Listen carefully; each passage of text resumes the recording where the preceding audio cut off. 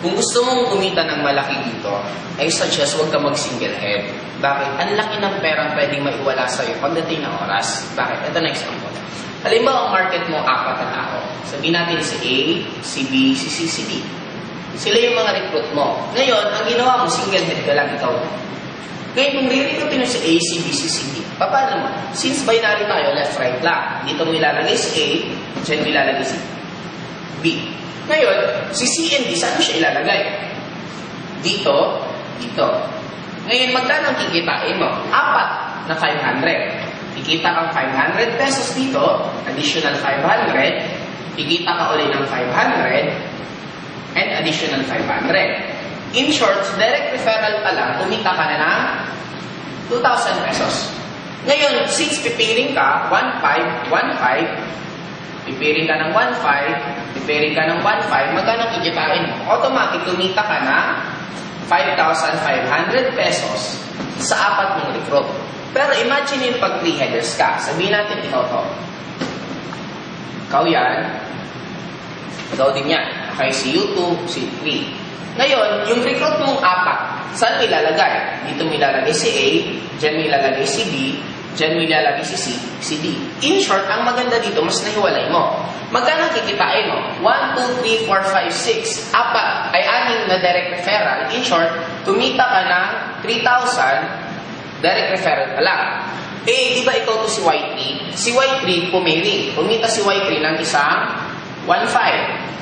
Eto, si Y2 nagpiring. Kumita siya ng additional 1,500. Eh, ikaw pa rin to. Magkano kikitain mo? 1,500, 3,000, 4,500. In short, kumita ka ng additional 4,500. Ilan lahat ang kinita mo? 10,500. Same effort. 4 ang i-recruit, 4 din dito, 4 din dito. Kaya na ano naging difference? Nag-difference na magkano? Automatic difference na agad ng 5,000 pesos.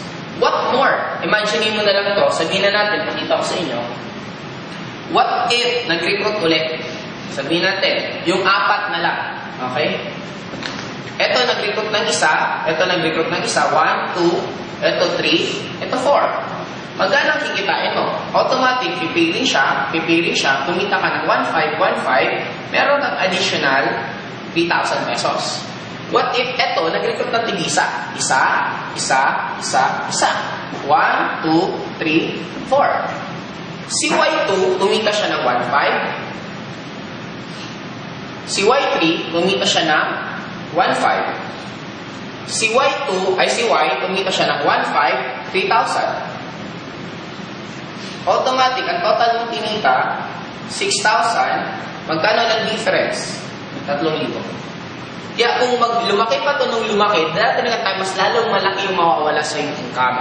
Kaya kung ang plano mo yun naman, karirin talaga to, in short, gusto mo talagang kumita dito ng malaki at tatrabahoin mo, suggest 3 to 7 heads, yun ang gawin mo. Napakaganda naman. Huwag ka lang magsi-single head kasi darating talaga ang time, manginginayak ka. Pwede kang mawala ng milyon. Imagine mo, pag lalong dumami yan, ito nga, nag-negative ko talagang 3,000. What if 10 dyan, that is already 30,000.